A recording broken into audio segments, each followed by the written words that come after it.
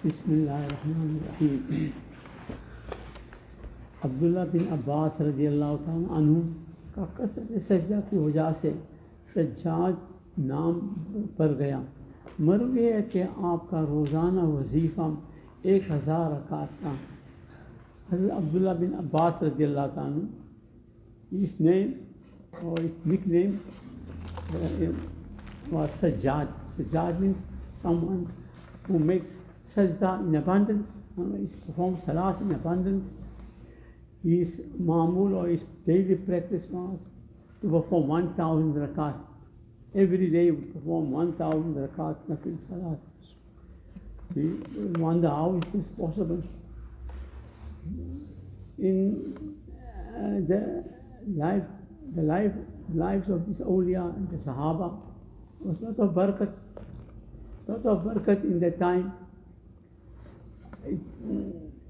Most of their time was devoted to ibadat. They would devote very little time to worldly pursuits because of the yaqeen, the faith in whatever Nabi Sallallahu Alaihi Wasallam informed us. They would not be concerned much about the dunya, about worldly pursuits. Nabi Sallallahu Alaihi Wasallam said that risk makhtoom wal harisu mahroom. Your risk, it is sealed. In other words, it's predetermined. Your risk will not escape you. It comes in the hadith. Your risk, it follows you like your shadow follows you. Just as your shadow is inseparable from you, so too your risk is inseparable from you. No matter what you do, or no matter what you don't do, you will get your risk which Allah Ta'ala has predestined for you, predetermined for you. So yaqeen of the Sahaba and of the Salafus Salihin and the awliya, such a high standard, that they would devote very little time to worldly activities, especially in search of a risk, very little time. So there's a lot of time for ibadah. And then there's another aspect of time, and that is the barakat. Now, what mean of barakat in time?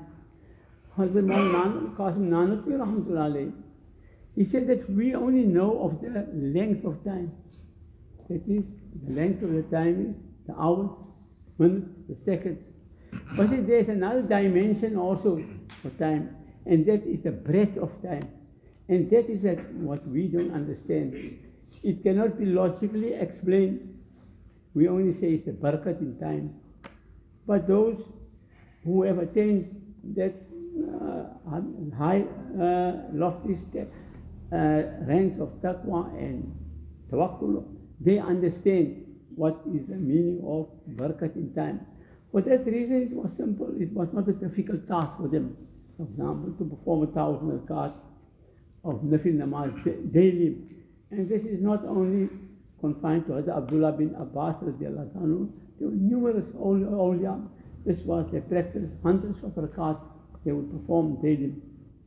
Whereas our yaqeen is, we have no yaqeen. No matter what we say, no matter how we verbally express and will say and deceive ourselves, we have yaqeen. We don't know what's the meaning of yaqeen. We hear everyone speaking of yaqeen. But what is actually yaqeen? No one knows. We do not know what the meaning of yaqeen. If we had yaqeen, we would not ramify so much into the dunya and expand so much into the dunya at the expense of harming our deen. Rasulullah Sallallahu Alaihi Wasallam said, the more you expand and ramify into the dunya, the more you will harm your deen. And that is intolerable for a mu'min.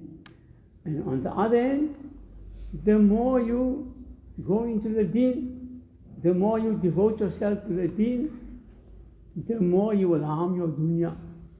Now, harming the dunya is superficially only, not in reality, but it appears to us. Obviously, the less effort you make in the dunya, it will appear to us as if we are now harming our dunya. Whereas in reality, you will not harm your dunya at all by devoting more time to the deen. And it's only it's rational, logical, it's only intelligent to devote more time to the deen because we are here for the akhirat. How Nabi Sallallahu said, in the dunya khulika lakum. This dunya has been created for you, for what? For play, sport and amusement, for indulging in the haram. No, not for these activities. It is a vehicle to transport you back home from where we came, that is from Jannah. So this, the dunya is created for you. The means are here for you to undertake that journey. You must make use correctly, in a halal way, in a jais way, lawful manner.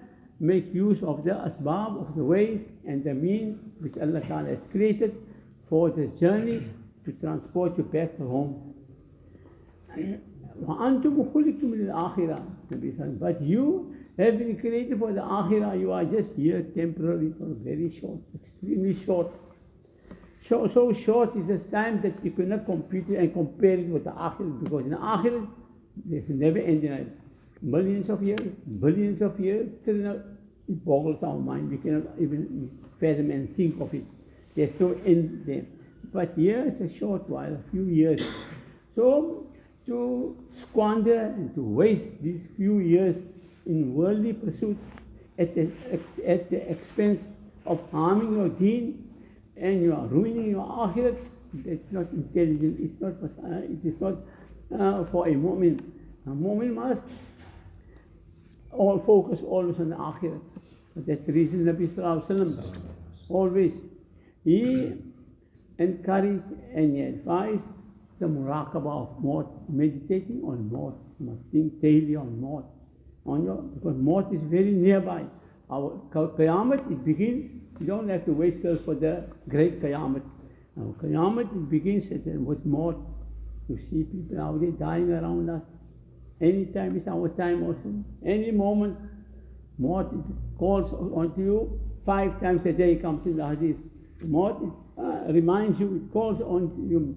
So we have to make preparations for that time, for maut. So by meditating, by making muraqabah on maut, the dunya will become cold on us, on one's heart. Your relationship with the dunya will become weak. It will not become your priority as it is now. Everyone's priority is the dunya. So whenever there's a conflict between your dunya and your deen, then what we do? We shove the deen on one side, put it aside, and we make amal on our dunya. Whereas it should be the other way around. Whenever there's a conflict between deen and dunya, then you have to put the dunya aside and make amal on the deen, even if it appears that you are going to lose out somewhere and you're going to harm your dunya. In reality, you're not going to harm your dunya. When you are firm on the deen, Allah Ta'ala will ensure that your worldly affairs will be correctly discharged. Yes, there will be trials. That is why we are here in the dunya. There will be trials. Allah Ta'ala will test our iman. You're not in Jannah here, that you wish for something and it's there in front of you. No, you have to undergo trials. A variety of times, sickness, poverty, hardship, fear, etc. So many types of trials.